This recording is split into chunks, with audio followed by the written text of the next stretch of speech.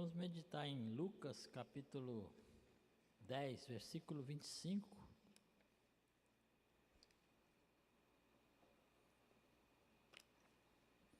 Evangelho de Lucas. Está na tela, né? Vamos ler junto?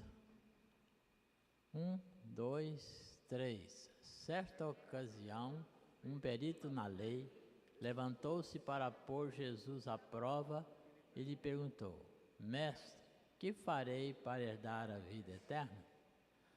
Só isso. É interessante como é que está o povo, né? Eu vou querer que você faça uma coisa, é coisa do Espírito. Não planejei isso não. O que é isso aqui? Nossa, não ouvi não. Tem que o pastor Cláudio ouvir, né? Isso aqui é a palavra de Deus, certo? Vou pedir para de 2 em 2, rapidinho, você compartilhar. Se a Bíblia não existisse, como você conheceria Deus? Está contando já.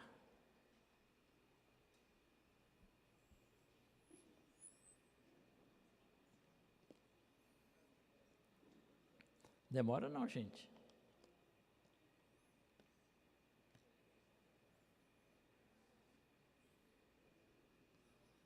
E aí, posso perguntar já?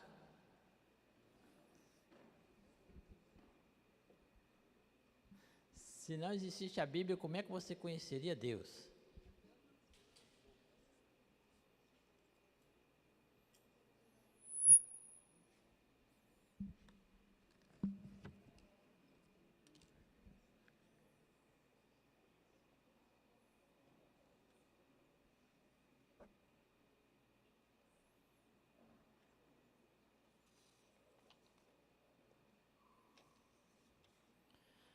Se fosse escola bíblica, né, a gente ia perguntar o que você...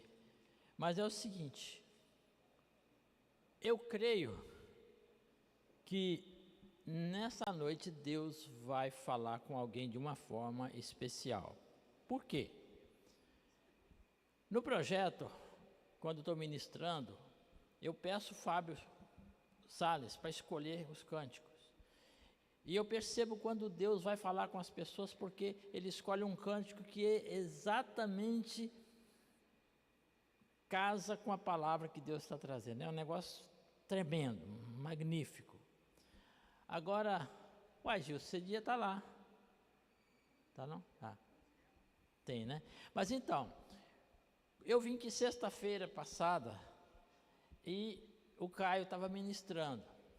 E o tema que eu escolhi é como deve ser uma vida do cristão. Esse tema que eu escolhi, eu fiquei pensando assim, ele é um pouco exortativo, mas eu não estou querendo exortar, eu estou querendo trazer coisas que o povo vai ficar feliz. Mas aí quando o Caio ministrou, eu falei, tem tudo a ver com a ministração que o pastor Fabiano me chamou. Quando o pastor Volteci, quando me pede para ministrar, a primeira coisa que eu faço é orar. Quem vai estar onde eu vou ministrar e o que o Senhor quer falar com aquelas pessoas, porque é para isso que a gente ministra, né? E Deus fala com a gente também. Aí a ministração do Caio me derrubou no sentido, não vai dar para mudar a ministração. Quando foi domingo, o pastor Cláudio Amiro ministrou, eu falei, agora completou. Como a mensagem que eu vou falar aqui, a meditação que nós vamos estar conversando aqui, ela tem a ver com as duas, é como se fosse uma só, falado por pessoas diferentes. Por isso eu penso que o Espírito Santo vai trabalhar. E no meu pensamento, essa mensagem é para você levar para casa. Não penso que nem vai ser aqui. É algo bem...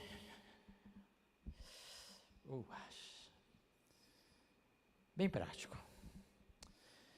Então,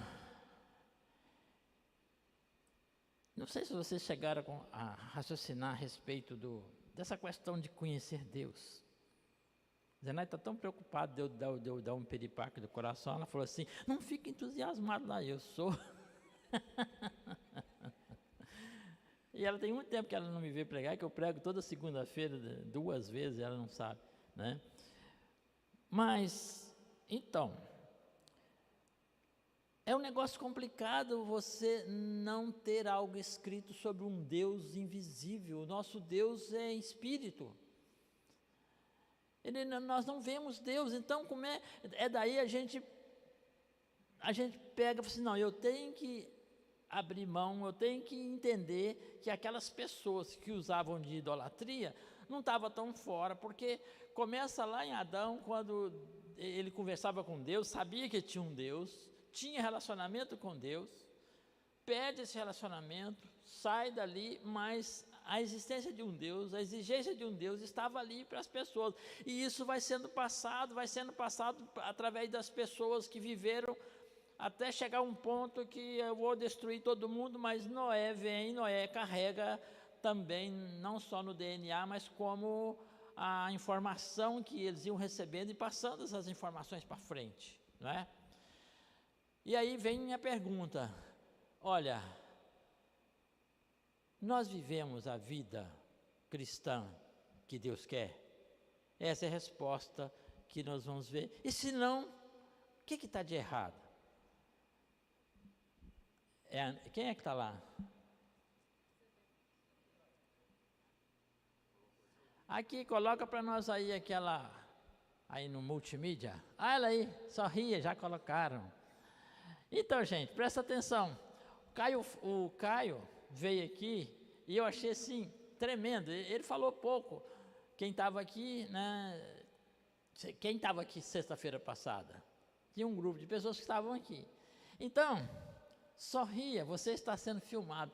Olha só, ele falou, puxa vida, ele devia ter uns 10 anos, eu acho que foi isso que ele falou, em torno de uns 10 anos. Olha, quando eu vi aquele negócio, sorri, aquilo me impactou, ou seja, não sei se ele quis arrumar o cabelo, que não era o meu caso, não sei o que ele arrumou, só sei que ele ficou impactado, porque ele sabia que ele estava sendo filmado, ele sabia que ele estava sendo visto por alguém, então ele ficou assim, perturbado, né? E aí eu falei, puxa vida, se alguém fica perturbado por uma câmera, que não pode entrar no nosso quarto, que não pode entrar no nosso banheiro, bota outra para mim, passa o outro só para a gente ler. Os olhos do Senhor estão em todo lugar, contemplando os maus e os bons. Então, se alguém fica olhando e preocupado com uma filmadora, Deus nos vê até dormindo. Então, não tem como a gente fugir dos olhos do Senhor. Como ele diz, né? Os olhos do Senhor estão em todo lugar, contemplando os maus e os bons. Então, voltando ao nosso raciocínio, eu estou voltando atrás, bem atrás, a nível histórico, só para a gente compreender o conceito desse Deus que eu disse aqui no início, que é a palavra de Deus. Se eu não tenho esse Deus, se eu não tenho conhecimento do que está escrito na palavra, como é que eu sei que esse Deus existe? Daí o cara fala, o sol é um Deus, porque é algo, tudo que aquilo que foge ao nosso controle sobrenatural, uma estrela, alguma coisa, aí depois se transforma em pessoas e outras coisas. Então a gente tem necessidade de Deus, essa é a realidade. O homem, por causa da criação e da circunstância dele, ele tem necessidade de Deus. Primeiro, uma das coisas que o homem tem no seu coração, nascido lá, é a eternidade do corpo. Ele acha que tinha que ser eterno o corpo, porque ali ele seria eterno se ele não tivesse pecado, o corpo também, o espírito sim. Então essas coisas vêm, o homem fica querendo multiplicar o tempo e ele avançar e continuar do jeito que é, ignorância, porque não vale a pena.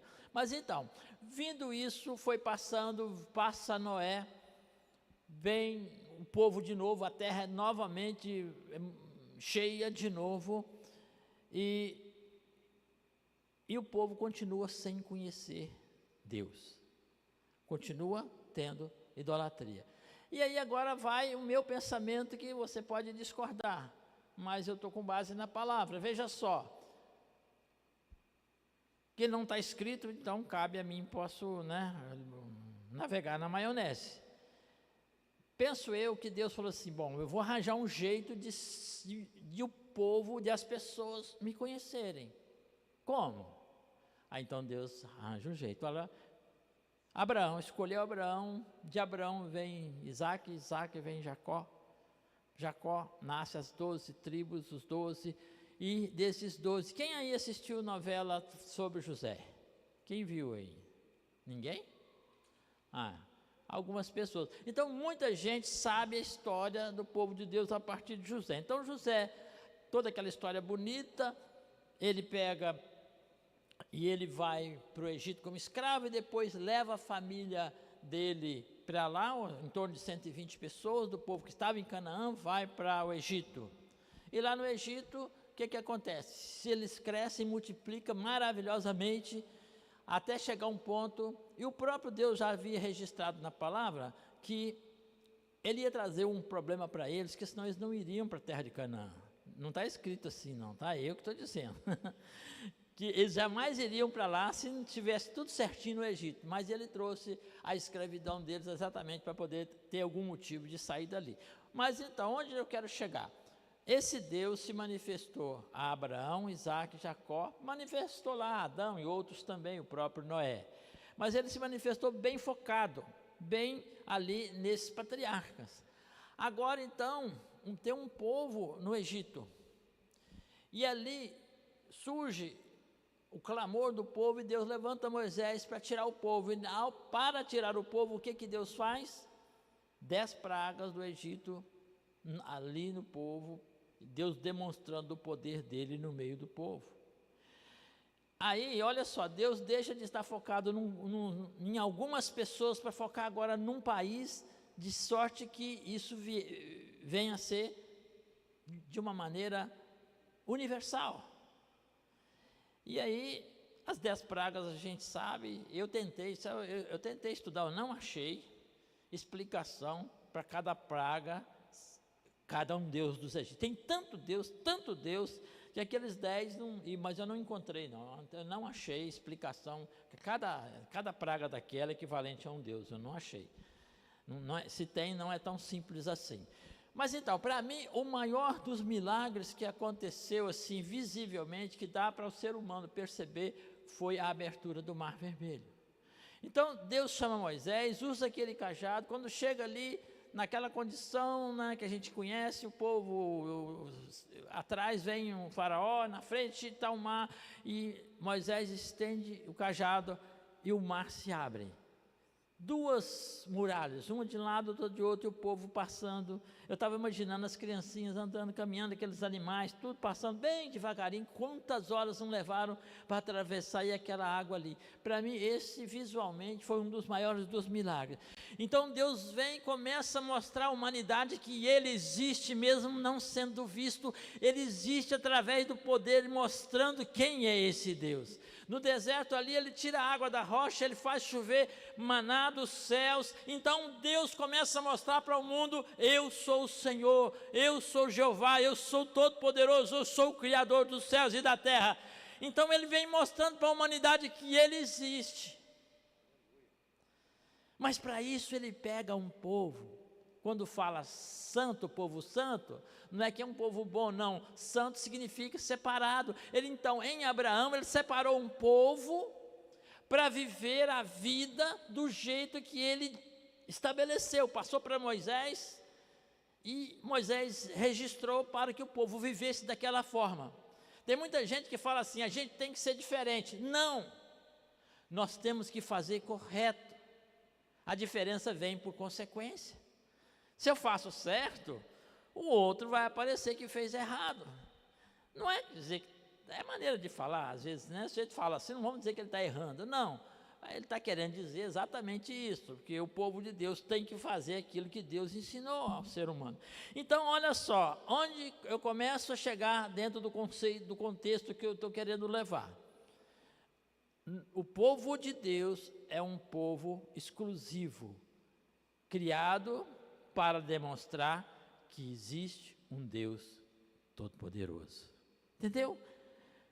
E nós somos gentios, mas fomos enxertados na videira verdadeira, e agora nós somos povo de Deus. Eu, você, nós somos povo de Deus, igualzinho a eles, com os mesmos direitos, igualzinho como se tivéssemos nascido lá, fôssemos de uma daquelas tribos. Mas a essência está que nós fomos criados para viver uma vida especial. Nós somos criados para viver uma vida de maneira especial. Então, aí no Velho Testamento, Deus já começa a chamar, puxar a orelha do povo, porque não estava seguindo aquilo que ele estava pedindo. Em Isaías capítulo 1, versículos 11 a 17, eu vou só comentar porque é melhor para a gente passar mais rápido. O que diz o texto? O texto está tratando de que o povo estava, como nós estamos aqui, na igreja, lá no templo, eles iam nos acontecimentos que eram marcados, as luas novas, todas aquelas coisas que eram exigidas pelo costume deles. Então, nesse texto aí, Deus fala assim: olha, quando vocês levantam as suas mãos, eu não as vejo. Quando vocês elevam a sua voz em oração, eu não as ouço. Por quê? Porque as vossas mãos estão sujas de sangue, estão cheias de sangue. E aí ele faz uma proposta: olha, vocês estão vermelhos como carmesim, mas se vocês se arrependerem e voltarem, eu farei com que vocês sejam brancos como a neve, sejam restaurados. É Deus conversando com o povo. Sabe o que era? Essas pessoas estavam vivendo lá fora de um jeito, e aqui dentro da igreja, ou seja, no templo, não estava condizente com aquilo que eles foram escolhidos para ser um povo diferente, um povo que faz a vontade de Deus. Aí depois nós temos Isaías 58, a partir do versículo 5, do 5 ao 7, ele está falando sobre jejum. E aí ele fala, eles questionando se o jejum estava valendo ou não, aí ele pergunta assim: mas para que vocês estão jejuando? Olha, o jejum de vocês não está valendo nada. Sabe por quê? O que eu quero é que você cuide do órfão, da viúva, do desamparado, daquele que precisa. Sabe que eu quero que vocês guardem o meu dia. Então, as pessoas estavam com motivações erradas. Já ali no Velho Testamento já havia essa circunstância de uma vida que não condizia com aquilo que Deus estava querendo. Deus criou um povo para viver uma vida. Não é um conceito de religião, é um conceito de vida. E aí entra as nossas fragilidades, as nossas fraquezas, porque Claudio Miro ministrou, mais adiante vou falar mais um pouco, não sei se vou acertar, senão ele me corrige, me ajuda. É uma vida segmentada, é isso que você disse? Departamentalizada. A gente vive em circunstâncias aqui, eu sou isso, aqui eu sou isso, aqui, depois a gente volta a falar sobre isso. Então, o povo de Deus foi escolhido com o propósito de mostrar que nós temos um Deus, e que nós não vemos esse Deus, mas Ele é real, Ele é real. Então, irmãos, se tem um indivíduo aqui, muitos eu creio, muitas pessoas aqui, mas eu tive o privilégio de estar naquela minha experiência da luta com o inimigo, de Deus me dar nunca tinha tido visão, de Deus me dar uma revelação, me dar uma imagem, e a gente ir encontrar a imagem, destruir a imagem, e depois na noite seguinte ele me dá uma outra revelação. Não tem como eu dizer que esse Deus não existe, não tem como eu dizer que esse Deus não é poderoso, fora as outras coisas. Esse é o Deus que eu sirvo, esse é o Deus que está aqui, esse é o Deus que está falando e vai falar com você, com algumas pessoas de uma forma especial. Ele já falou comigo nessa mensagem, eu já mudei alguma coisa que eu precisava mudar a partir da mensagem que eu estou trazendo para vocês. Esse Deus é tremendo. E aí então, nós vamos agora para o Novo Testamento. O que acontece? Jesus entra, e eu fico assim, ficava meio perturbado, como que no Velho Testamento tem tanta vingança, tanta coisa, tanta carnalidade, tanto troço complicado. Aí eu parei para pensar um dia, não sei se estou certo, pode ser que essa visão vai servir para você entender um pouco. O povo, o mundo vivia daquele jeito, olho por olho, dente por dente, aquela maneira de viver. Deus, para não violentar os costumes deles, consertou alguma coisa, mas não acertou tudo que precisava acertar. Aí, quando vem Jesus, Jesus veio 100% homem, 100% Deus, mas como homem, ele falou, precisa mudar isso, isso e isso, e eu vou mostrar que eu faço e você pode fazer. Daí, então, ele pôde fazer certas mudanças. Em Mateus capítulo 5, ele coloca algumas coisas bastante interessantes, são assuntos que eu falo aqui. Por exemplo, do homicídio, ele trata, do adultério, dos juramentos, da vingança, do amor ao próximo. Então ele trata desses assuntos. Por exemplo, da vingança, vem olho por olho, dente por dente, mão por mão, pé por pé. O que Jesus fala? Os antigos diziam isso, eu porém vos digo, se bater num lado, dá o outro. Se mandar você caminhar 1 quilômetro, caminhe 2. Se mandar você entregar o paletó, entrega a camisa também. Jesus mudou, transformou aquilo que era. O amor já existia no Velho Testamento, já se falava, já tinha ali como base o amor, mas ele só veio ser praticado a partir do Novo Testamento e de Jesus Cristo. E aí ele veio e mudou algumas outras coisas para pior para nós, mais forte no ser humano, principalmente no caso do homem, ali do adultério. Se não podia ter adultério, agora nem posso olhar para uma mulher e desejar, e complicou, ele botou realmente mandamento para ser bem forte, ficou bem forte, né? Então, Jesus vem e transforma essa vida, mas ele disse, olha, vocês podem, eu posso, vocês podem. Agora coloca para mim aí, Lucas 10, 31 a 33. Não estou trabalhando aqui com essa parábola mas eu estou com foco exatamente dentro do contexto da vida cristã, né? A vida, nossa vida, como devemos viver, como nós devemos viver o cristianismo. Estamos vivendo corretamente? Não. Onde? Lucas 10, 31 a 33.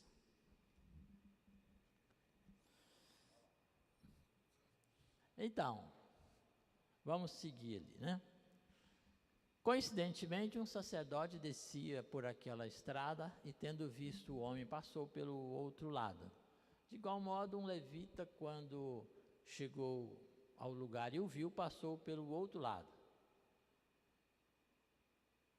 Mas um samaritano, estando de viagem, chegou onde se encontrava o homem e, quando viu, teve piedade dele.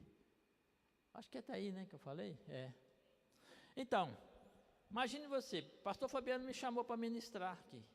Aí estou saindo de casa, acontece uma circunstância muito interessante, muito importante. O que eu faço? Em termos religiosos, em termos de vida, eu vou atender aquilo ali, pego o celular e falo, pastor, eu sei que você é inteligente, um homem de Deus, você vai conseguir resolver o seu problema aí, porque eu tenho aqui algo que tem prioridade sobre isso. Então, a mesma coisa, o levita é como se fosse um dos músicos que está vindo, mas aí tem que tocar, mas não vai dar, porque aconteceu, ele também foi lá atender. Olha, vocês vai aí no gogó mesmo, Deus vai abençoar. Olha só, a vida de um cristão é prática, é do dia a dia. Veja que Jesus diz em Mateus capítulo 25, quando ele fala a respeito do grande julgamento. Esse assunto que eu vou falar, ele fala positivo e negativo dele. Ele fala assim, quando foi que me viste com fome e me deste de comer? Estava com sede e me deste de beber? Era forasteiro e me acolhestes? Estava nu e me vestistes? Estava preso? Estava doente e foste me visitar? Aí ele fala assim, quando fizeste a um desses meus pequeninos, ele diz, a mim o fizeste. Então o que Jesus está transmitindo aqui? Ele está falando assim, olha, essa religião é a vida nossa é a religião. Eu já esqueci, segmentado, não, eu falei assim, garrou, né? Departamentalizado, que o pastor pregou no domingo. O que é isso? Eu estou trabalhando, trabalho, igreja é igreja, aqui eu faço do jeito que eu quero fazer. Estou na rua é rua, ou seja, essa é a visão que, de uma certa forma, o mundo trabalha e o crente quer trabalhar dessa forma. Mas não é isso que o Senhor está trabalhando conosco. Esse Deus, Ele opera conosco, Ele separou um povo. Ele pegou e falou assim, esse povo vai me conhecer através dele. E não é conhecer ele dessa forma. Esse conhecimento de Deus é exatamente uma vida diferente por fazer corretamente. E aí é que entra o conceito da graça de Deus. Presta atenção. Salmo 1. Bem-aventurado o homem que não anda segundo o conselho dos ímpios, não se detém no caminho dos pecadores, não se assenta na roda dos escarnecedores, antes o seu prazer está na lei do Senhor, e nela medita de dia e de noite. Este homem, essa pessoa parece uma árvore plantada junto a ribeiros, que tem as suas folhas sempre verdinhas, e dá o fruto na estação certa. Quanto aos ímpios, nem vou falar. Para nossa reflexão, voltando no versículo que diz assim, e na palavra do Senhor, e na lei do Senhor, medita de dia e de noite. O que significa isso? Cada vez que eu vou fazer uma coisa, eu tenho que tomar uma decisão. Posso fazer ou não posso fazer? Baseado no meu conhecimento que eu tenho da palavra de Deus. O Senhor encontra um homem chamado Davi, lá no meio do mato, no meio das ovelhas. Quando os animais, o leão, um urso, e ele lá luta com ele, ninguém estava vendo ele. Mas os olhos do Senhor estão sobre todos nós, e o Senhor estava vendo aquele menino ali. E ele fazia essa reflexão do Salmo 1. E Deus olhou e falou, este pensa como eu. Este é um homem segundo o meu coração. Porque ele não precisou de ninguém vigiar. Ele fez o que eu queria que ele fizesse quando ninguém estivesse falando com ele para fazer. Daniel, homem muito amado, porque esse rapaz, no momento em que ele estava longe dos pais, longe dos parentes, longe dos amigos, ele disse, eu decido não me contaminar com as iguarias do rei. Decisão totalmente nos olhos do Senhor. Decisão quando não tem ninguém olhando para a gente, Deus olhando para nós e Deus olhando e se alegrando com a gente, porque Ele está vendo que eu amo acima de todas as coisas, porque eu respeito esse Deus em qualquer circunstância e lugar que eu esteja.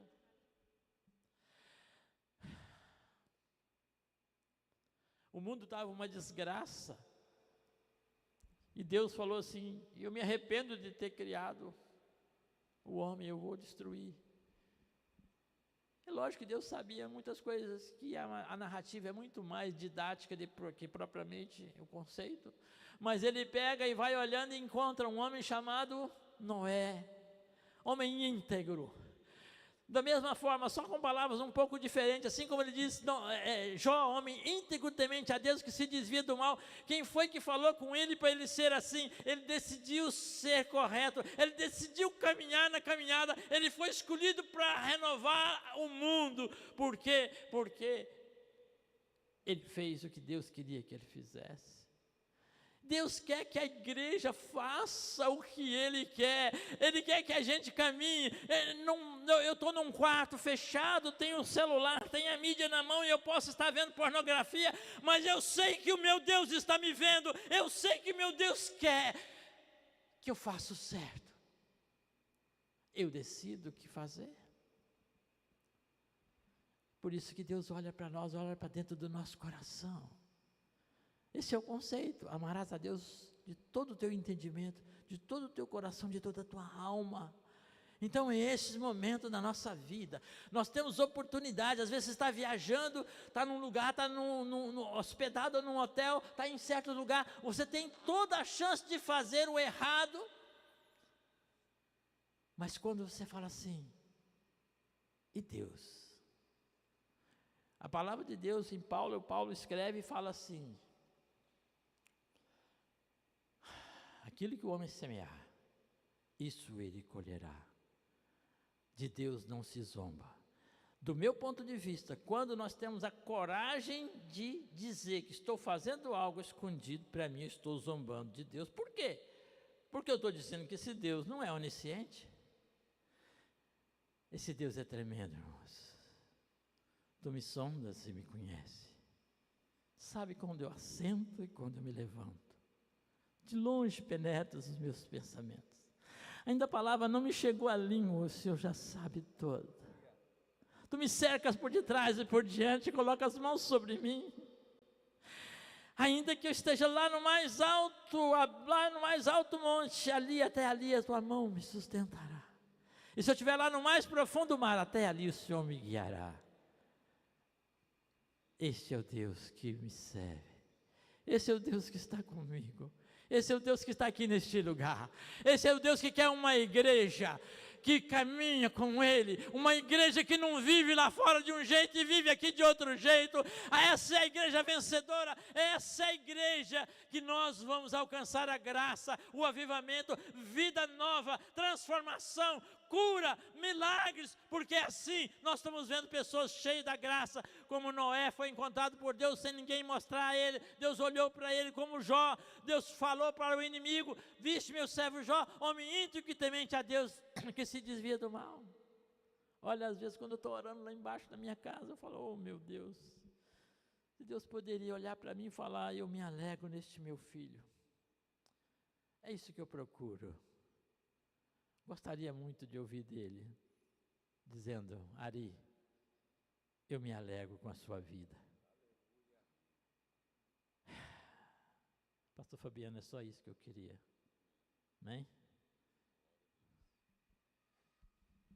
Amém. Os olhos do Senhor estão em todos os lugares, hein, irmão?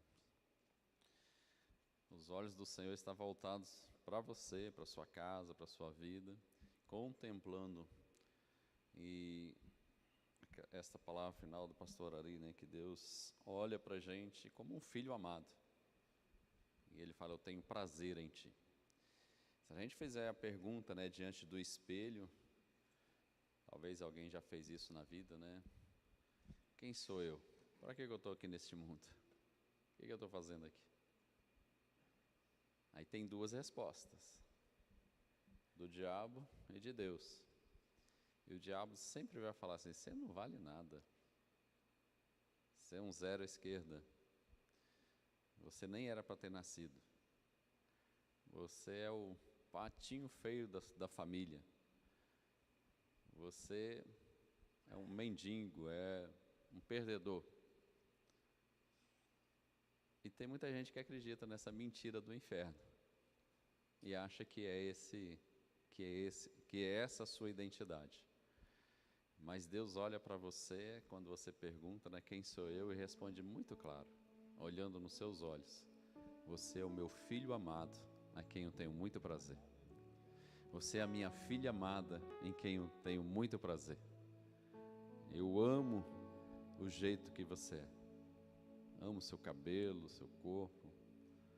Antes mesmo de você nascer, a sua mãe te gestou 9 meses. Mas há milhões de anos eu já te gestava no meu coração. Esse é o Deus que te ama. Somos falhos, somos imperfeitos, mas Deus olha para a gente como esse filho amado em quem tem muito prazer.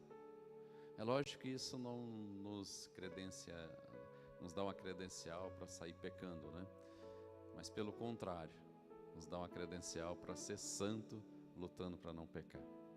Nos dá uma credencial para saber que nós temos um Pai Celestial, que está conosco todos os momentos, o Emanuel, em todos os instantes, em todos os lugares, aonde que você estiver, Ele está lá. Como foi falado, você pode ir lá no profundo, Deus vai estar lá, o mais alto, Deus vai estar. Aliás, tem pelo menos 3 pessoas que a gente, ou 3 coisas, ou pessoas que a gente não pode fugir. Primeiro, de nós mesmos. São tantas coisas, tanto ouvir essa mentira do diabo que a gente quer fugir até de nós mesmos. E nós não conseguimos. Nos nossos problemas, nós temos que trabalhar neles, resolvê-los, levantar a cabeça. E de Deus, aonde você estiver, lá vai estar. Aonde você estiver, se estiver afundando, grita por socorro que Ele vai estender a mão e vai te segurar. Ele está lá. E eu me lembro, alguns anos atrás, acho que foi em 2008 isso, eu fiz uma viagem pela empresa, acho que eu já falei isso algumas vezes aqui. E era uma viagem lá para a Coreia do Sul, não a Coreia do Norte. Então, bem distante, do outro lado, não tinha célula, não tinha igreja, não tinha irmão da igreja, não tinha pastor, não tinha família. Tinha alguns amigos da empresa, que a equipe era em 5 pessoas. E a cultura da empresa que nos recebeu, essa empresa coreana, que era na época o maior cliente da CST, muito importante, bastante estratégico e não poderia perder de jeito nenhum. E a ida lá é justamente por alguns problemas que estavam dando no produto e a gente foi por isso. Mas a cultura deles era uma cultura diabólica, porque para eles desenvolver relacionamento, você ter um bom relacionamento, eles pegavam a gente no almoço e na janta, levavam a gente para almoçar fora, e lá senta no chão. E aí você começa a comer e de repente com a gente sempre iam uns 10 juntos para almoçar, 10 coreanos. Aí eles levantam, vai até você levanta e eles pegam uma garrafa de cerveja, enchem o copo até a metade, uma garrafa de cachaça completa e você tem que virar. E aqueles 10 vêm, eles fazem uma fila e aqueles 10 vêm, então você virou o segundo, o terceiro. Quando chega no 10º, as pessoas já estavam caindo, vomitando. Eu olhei aquilo, falei, Jesus, onde que eu estou? E falei o seguinte com ele, nós vamos fazer isso. Na época eu bebia até refrigerante, hoje nem refrigerante seria. Aí, pode vir uns 10 com a Coca-Cola que eu vou tomar Coca-Cola, enche o copo que eu vou virar. E aí um chegou para mim e falou assim, não é assim, desenvolver relacionamento é você cair mesmo, é você vomitar, é você mostrar que está conosco. Aí eu falei, Jesus, eu estou com o Senhor, com o Senhor.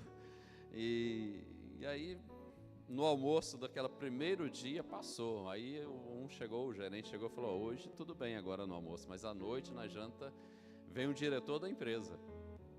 E o coordenador que estava conosco falou, Fabiana, eu não tenho o que fazer não, é a empresa aqui. Eu falei, eu tenho, vou pro joelho. E aí, lá era de noite, né? O fuso horário é bem umas 12 horas de diferença, lá era de dia, aqui já era de noite, na madrugada. Eu liguei para a Cláudia, ela atendeu, não dorme não. Ora, estou na cova dos leões e hoje vai ser a palavra final. E aí oramos, chegou na janta, eles sentavam de forma estratégica, né? No meio era o cargo mais alto, então o diretor já chegou, sentou no meio. Eu já fui lá para a ponta, sentei lá na pontinha, do lado dele o gerente, o coordenador da nossa equipe, e o gerente virou para o diretor, apontou para mim e falou, aquele lá é o Fabiano. Eu já tinha falado com ele, já tinha naquela época uns 18 anos que eu não bebia, né? Aí ele perguntou por quê, eu falei, porque eu me converti, agora é Deus que rege a minha vida, isso não faz parte da minha vida. E aí ele falou com o diretor, aquele lá é o Fabiano, tem 18 anos que ele não bebe. E aí, o que vai acontecer com ele nessa noite? Aí ele regalou o olho para o meu lado e eu olhando para ele, orando, Senhor, amarra, queima, joga fogo em cima, destrói, Senhor. Ele olhando e ficou uns 30 segundos a 40 segundos. Aí ele levantou, pegou uma Coca-Cola, só ele que vai tomar Coca-Cola aqui, foi lá me servir. Eu falei, aí sim, vamos tomar, e eu virei a Coca-Cola. Então, Deus está conosco. Eu poderia ali fazer qualquer coisa que talvez não ia chegar aqui na igreja, não ia chegar para minha família, mas quem estava lá? Deus. E o interessante, depois que a gente saiu naquela noite, teve um dos coreanos que acabou ali, eu falei, estou indo pro hotel. Ele falou, não vai sozinho não, eu vou arranjar alguém. Aí ele arranjou alguém dos coreanos lá para me levar. No carro, aquele rapaz falou, novo, devia ter uns seus 20 e poucos anos, uns 28 aí. Falou, rapaz, eu entrei nessa cultura, eu sou servo do Senhor, mas para mim subir o meu cargo na empresa, eu tive que me submeter a essa cultura. E eu me desviei por causa disso. Estou longe da presença do Senhor. Aí foi a oportunidade de falar com ele, rapaz, quem te promove é Deus, não é a empresa. Volta atrás. Eles vão te mandar embora, Deus abre outra porta. É lógico que a gente tem que ter muito cuidado com isso, né? Mas Deus honra. Deus honra. Vamos ficar de pé?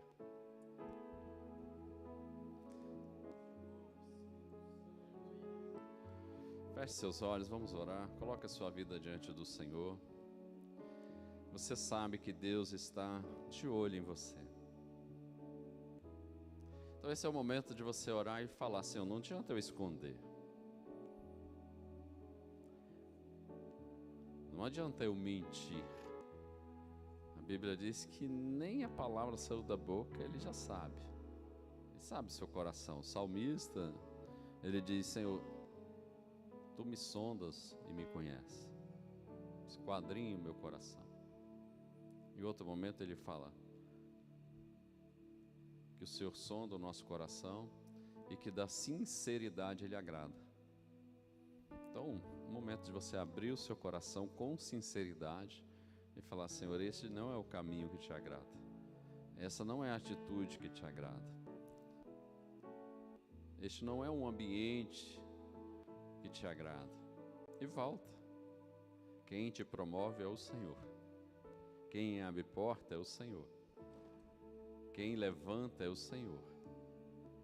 Quem faz progredir é o Senhor. O diabo sempre vai falar, você não vale nada. Sempre vai mentir, é o pai da mentira. Você não vale nada. Você é uma escória. Aliás, o diabo falando, seu pai queria um homem, veio uma mulher. Ou queria uma mulher, veio um homem. E Deus está olhando para você, nos seus olhos, e está dizendo, você é o meu filho amado, você é a minha filha amada, em quem eu tenho muito prazer. Então abre seu coração e fala, Senhor, eu entrego o meu coração, a minha vida, me perdoe pelo meu pecado que o Senhor sabe e conhece. Vou dar alguns segundos para você orar.